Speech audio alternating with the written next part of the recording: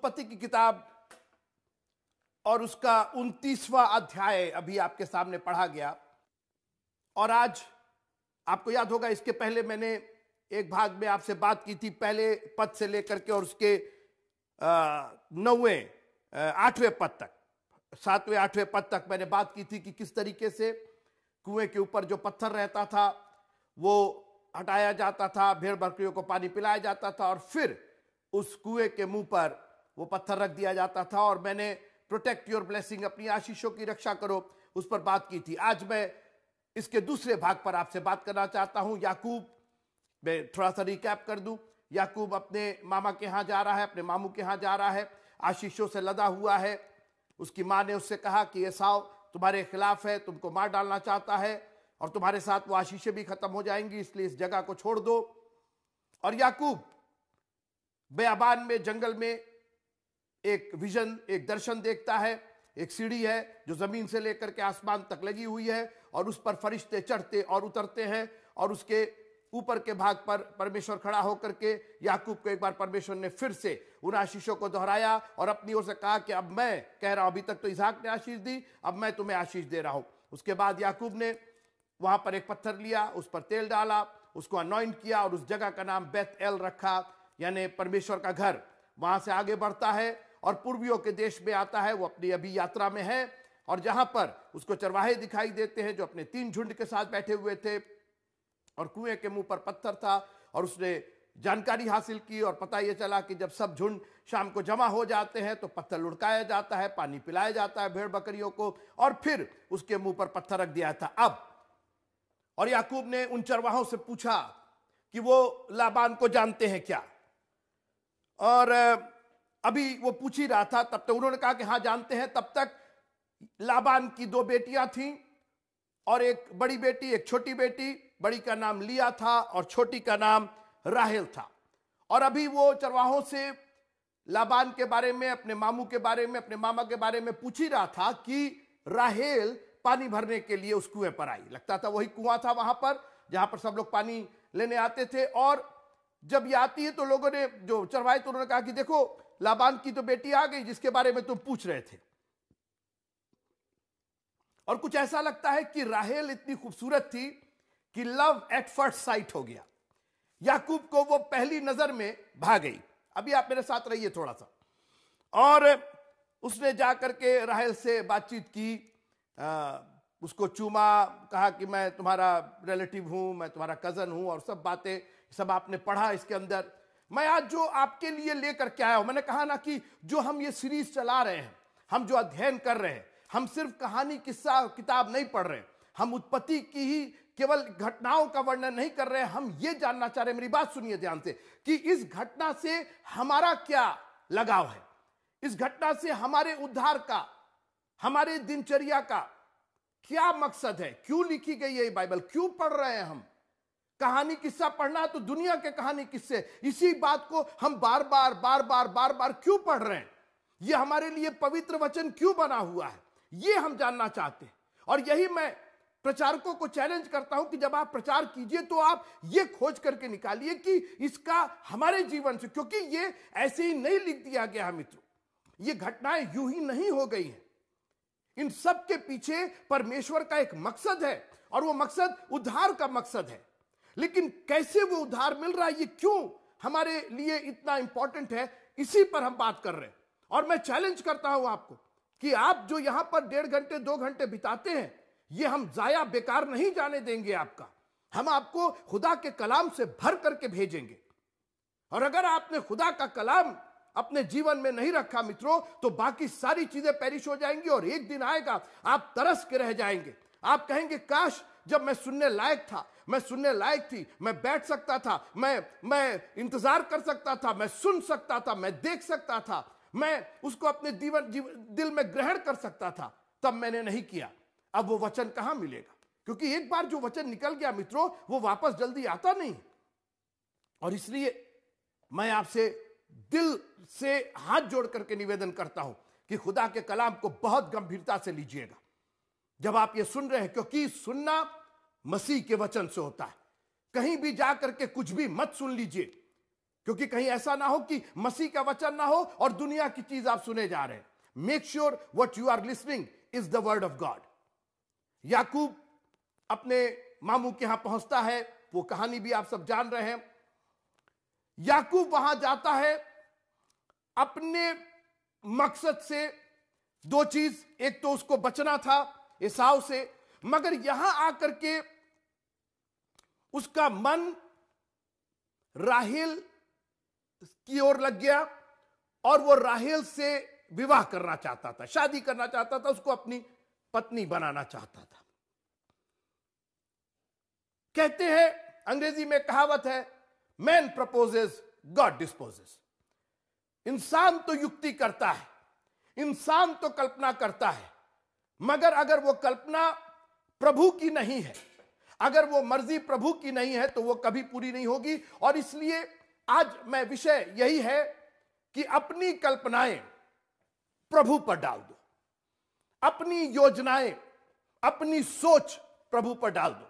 कहीं ऐसा ना हो कि आपकी सोच प्रभु की सोच से बिल्कुल फर्क हो, आपकी प्रभु की सोच में आपकी सोच हो ही ना। और राहेल याकूब की सोच में थी।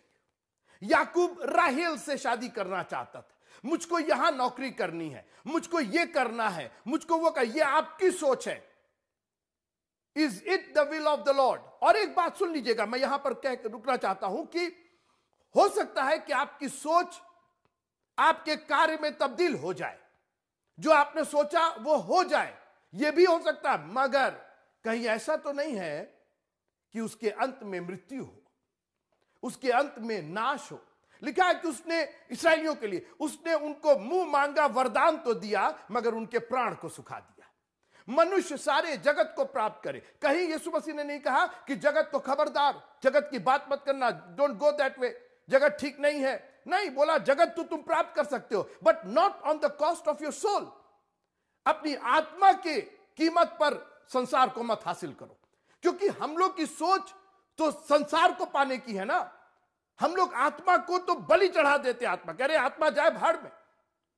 और इसीलिए संडे मॉर्निंग हमारे लिए इतना भारी हो जाता है, क्योंकि आत्मा की कीमत पर हम दुनिया को हासिल करना चाहते हैं। और आज मैं आपको ऐलान करता हूं और चुनौती देता हूं कि दुनिया की चीजों को हासिल करने के चक्कर में अपनी जान का जोखिम मत उठाइए मित्रों। ये दुनिया की चीजें आपके जान से ज्यादा कीमती नहीं है। कहीं ऐसा ना हो कि दुनिया को पाने के चक्कर में आप हर दिन अपनी जान को हलाल किए जा रहे हैं। और इसलिए आपका हर कदम, आपकी हर सोच खुदा की सोच होनी चाहिए। मैं आपको नीति वचन में ले चलना चाहता हूं। नीति वचन, नीति वचन, नीति वचन और उसका 16वां अध्याय। नीति वचन 16वां अध्याय और उसकी 9वीं आयत। Proverbs chapter 16 and verse number 9। नीति वचन 16वां अध्याय और उसकी 9वीं आयत। मनुष्य मन में अपने मार्ग पर विचार करता है। हो सकता है कि आप कई बार अपने विचार किसी को ना बताएं, वो आपके मन में ही हो, और मन में आप क्या विचार करते हैं वो आप जानते हैं और खुदा जानता है। सुनते रहिए। मनुष्य मन में अपने मार्ग पर विचार करता है, परंतु यहोवा ही उसके पैरों को स्थिर करता है। अब आइए उत्पत्ति किताब उसका 29वां अध्याय। याकूब राहेल से शादी करना चाहता था और उस अपनी योजना को पूरी करने के लिए उसने शर्त भी रखी। बोला नौकरी करेंगे, अपने मामू से कहा 7 साल नौकरी करेंगे, जो आप काम देंगे हम करेंगे, मेरी योजना पूरी होनी चाहिए। जितनी पढ़ाई करवाना है करवा लीजिए, जितने एग्जाम देना है दिलवा लीजिए, मेरी योजना पूरी होनी चाहिए। मैं ये बनना चाहता हूं, मैं ये बनना चाहती हूं, मैं ये करना, मेरी योजना, मेरी कल्पनाएं सिद्ध होनी चाहिए, मेरा करियर सही हो जाना चाहिए। जो दुनिया जो चाहे सो करवा लो तुम। लाबान धोखेबाज एक तरीके से लोग कहते हैं, जिसको वो एक अलग कहानी है, मैं उस पर कभी बात करूंगा। आप लाबान से बात कर रहे हैं, लाबान को आप अपना सब कुछ दिए जा रहे हैं कि आपकी योजना पूरी हो जाए। दुनिया को सब कुछ दिए जा रहे हैं, अपना वक्त दे रहे हैं, अपना पैसा दे रहे हैं, अपना दिल दे रहे हैं, अपना दिमाग दे रहे हैं, अपना घर दे रहे हैं, अपना द्वार दे रहे हैं, अपने रिश्ते दे रहे हैं, अपने खानदान दे रहे हैं, everything to the world to gain your dreams, अपने सपनों को पूरा करने के लिए। मनुष्य मन में तो कल्पनाएं करता है, मनुष्य अपने मन में अपने मार्ग का विचार करता है, और याकूब यही कर रहा था। और आज हम और आप याकूब से कहीं बहुत बेहतर नहीं है। आज हम भी खूब मन में कल्पनाएं करते हैं, खूब सोचते हैं ये बन जाए वो बन जाए, और कई बार अपने लिए नहीं तो अपने बच्चों के लिए सोचने लगते हैं, अपने हस्बैंड के लिए, अपनी वाइफ के लिए, अपने बस कितना संसार में हमारे ड्रीम्स पूरे हो जाए। और होता क्या है, अंत में हमारे प्राण सूख जाते हैं। सब कुछ 10 अंश लाने के लिए हम 10 अंश की चोरी करके संसार को देते हैं कि हमारे सपने पूरे हो जाए। 10 अंश क्यों नहीं दे पाते? ऐसा थोड़ी है कि आपके पास नहीं है, आपके पास बहुत अच्छे से है और आप दे भी सकते, मगर आप इसलिए नहीं देना चाहते क्योंकि आप अपनी कल्पनाओं को पूरा करना चाहते, अपने मार्ग को सिद्ध करना चाहते, अपने सपनों को पूरा करना चाहते। लेकिन याद रखिएगा, प्रभु ही आपके मार्ग को स्थिर करेगा। अगर खुदा, मैं एक नहीं 1000 उदाहरण दे सकता हूं, और मैं खुद उन्हीं में हूं। मैं भी जब अपना सोचता था, ठीक है, सपने थोड़ी देर के लिए पूरे हो जाते थे, मगर प्राण सूख जाते थे। कर्जा भरते भरते यहां किए तो वहां कम हो गया, वहां किए तो वहां कम हो गया, क्योंकि ये मेरे सपने थे ना। अपनी कल्पनाएं प्रभु पर डाल दे, वही तुझे वही सिद्ध करेगा। याकूब को राहेल चाहिए थी, मगर हुआ क्या, 7 साल की मेहनत के बाद जब शादी हुई, बहुत खुश, राहेल मिल गई, मैंने जो मेहनत की थी आज मेरी मेहनत सफल हो गई, सर्टिफिकेट मिल गया, अवार्ड मिल गया, मैं पास हो गया, मैं उत्तीर्ण हो गया, मेरा बिजनेस चल गया, मेरा कारोबार चल गया। और जब सुबह उसने घूंघट उठा के देखा तो राहेल की बजाय लिया खड़ी थी। अब तो शादी हो चुकी थी। मुंह मांगा वरदान तो मिला, मगर प्राण को सुखा दिया।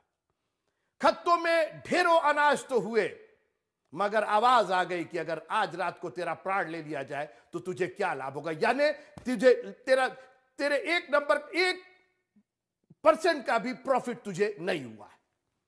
ये जो भंडारों को बड़ा करना चाहता है, कि इतने तुम्हारे हार्वेस्ट हो गया है और इतना तुम्हारा खेती हो गया है, एक्चुअली फायदा कुछ नहीं हुआ है, लाभ तुमको कुछ नहीं हुआ है। तुम्हारी आत्मा ही जब बर्बाद हो रही है। और आज मैं आपको बहुत गंभीरता के साथ विचार करने के लिए सलाह देता हूं मित्रों, कि अपनी कल्पनाएं प्रभु पर डाल दीजिए, अपने बच्चों की कल्पनाएं प्रभु पर डाल दीजिए, और कहिए प्रभु, ठीक है, प्रभु अगर आपके सपनों को पूरा कर रहा है, नो प्रॉब्लम, कोई बात नहीं। कई बार प्रभु करता है, लेकिन प्रभु को करने दीजिए ना, प्रभु की मर्जी के अनुसार। जैसे तेरी मर्जी आसमान में पूरी होती है, वैसे ही जमीन पर पूरी। हम जो जमीन पर है, हमारी जो मर्जी है वो आसमान की मर्जी पूरी होगी। प्रभु जी,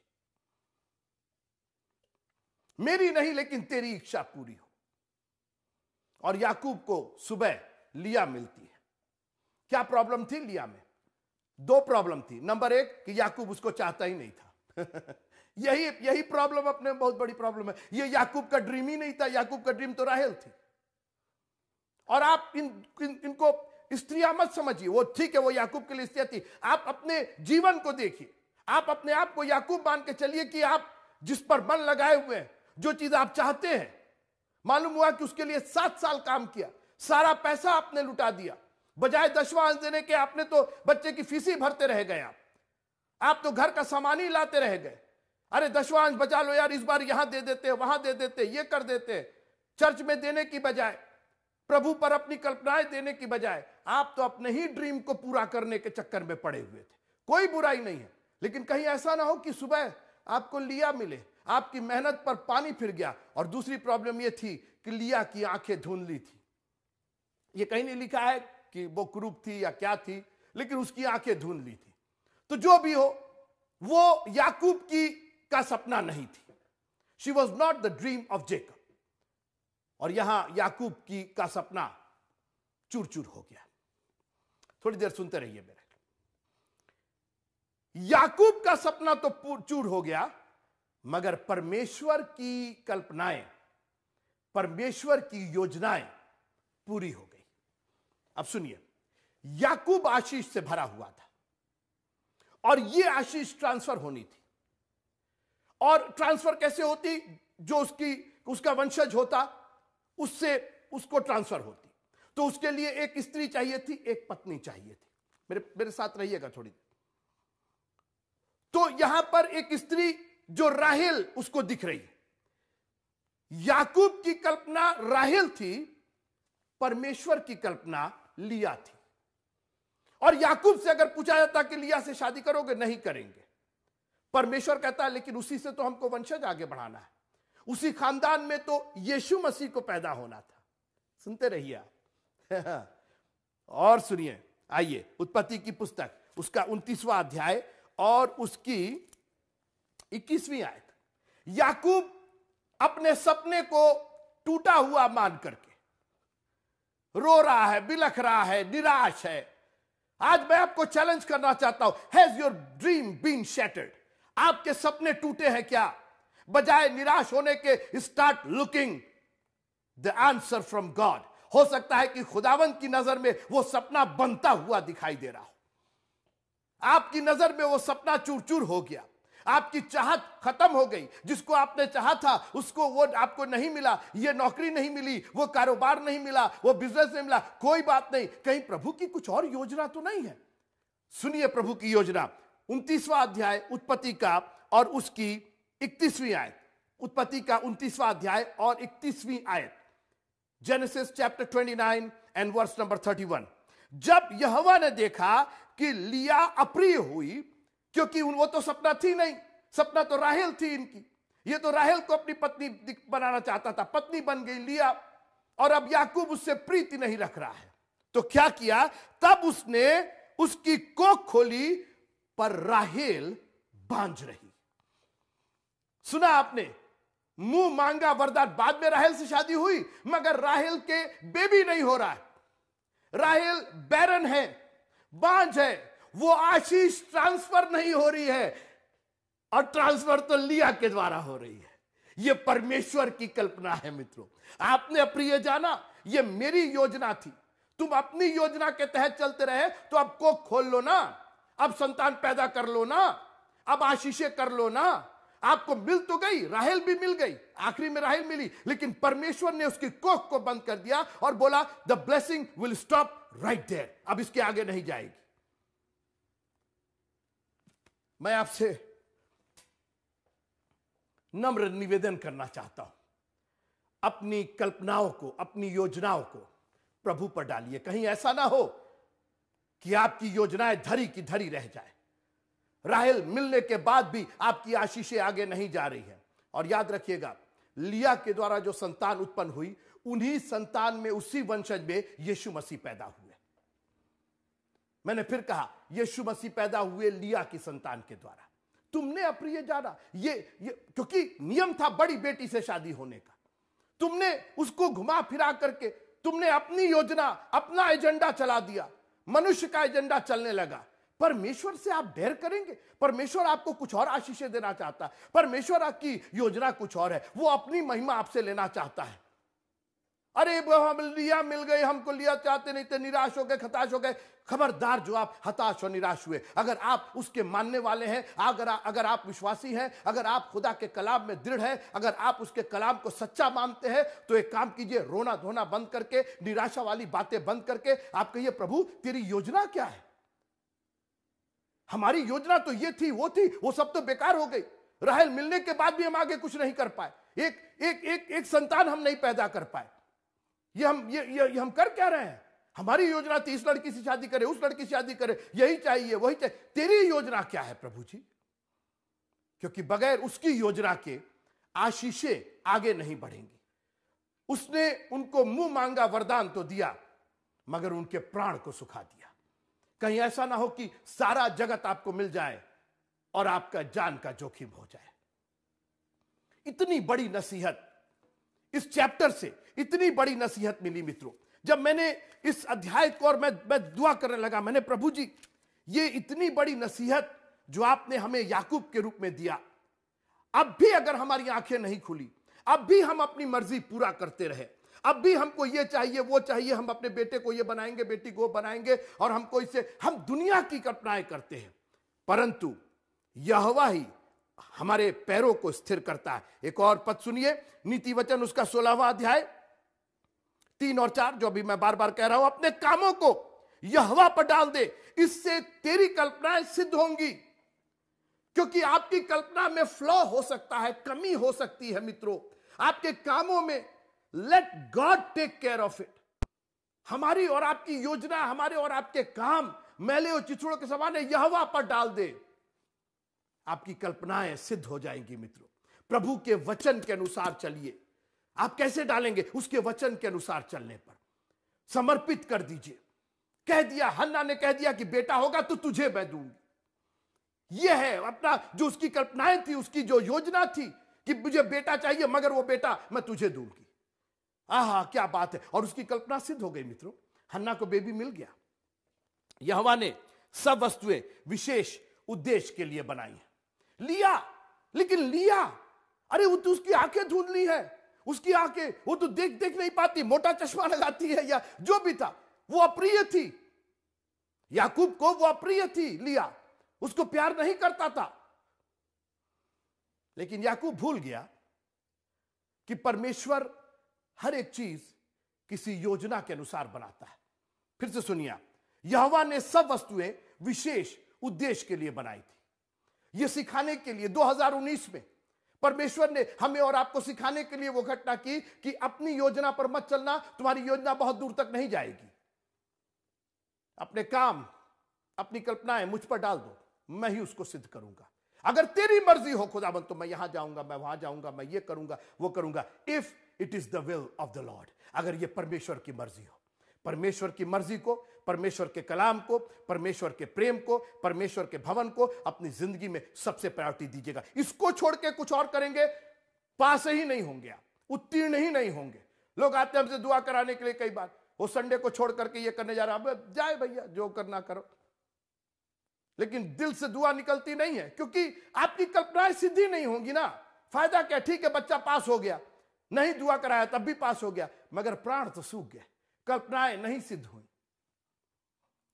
खेत में अनाज तो हो गया, भंडार भी बड़े बन जाएंगे, मगर जान निकल जाएगी तो क्या, कितना लेके खाओगे?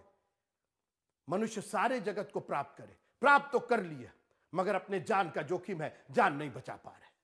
और आज बहुत से लोग दुनिया को प्राप्त करने के चक्कर में अपने जान की कीमत लगाए हुए।